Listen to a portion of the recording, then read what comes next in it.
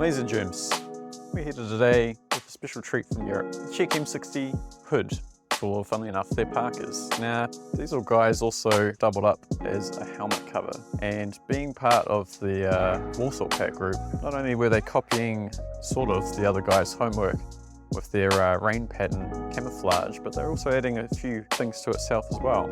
Now, you might notice that I'm not actually wearing the Czech M1960 parka. I'm actually wearing an East German parka. This is the winter one. And funnily enough, even though these are Czech hoods, they button right in just fine, and today I'll show you how that works.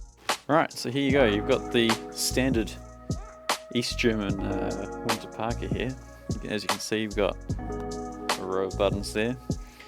Now this one doesn't line up absolutely perfectly, as you'll see, but it will pop on there.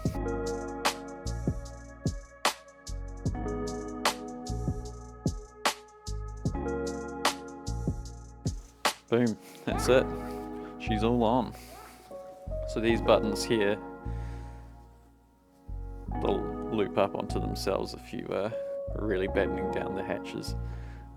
Getting pretty cold, break that wind or snow off. An interesting note about this camouflage pattern is it differs from most of the other Warsaw Pact countries' camouflages, and that's because they've got a very faint, well sometimes faint, background camouflage, kind of almost flecktarn-like in nature, or a collection of dots.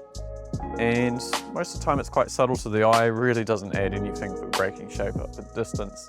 However, if you look at these under a set of night vision, in the old infrared spectrum, the camouflage almost reverses. You almost don't notice the raindrops, as it were, and that background camouflage actually jumps through. It looks like a big leafy pattern. Pretty interesting considering these came out in the 60s, the rest of their neighbours. The Czechs weren't considered the major military power in the area whatsoever. If anything, that was the East German NVA. And the US military at this time, fighting in Vietnam, were mostly running around in olive drab. So pretty interesting that this is what they had, whether it was intended or not, or a happy consequence of the dyes that they used. Currently, we've got these live on our website. Having said that, we will be getting some M1960 Parkers down the track. No current ETA on those, but as of all things surplus, we would encourage to pick up one of these now. They are pretty cheap, $9.50 at present. Having said that, surplus demand, things get rare, aren't made anymore. Might pay to grab one today while you can at Army and Outdoors.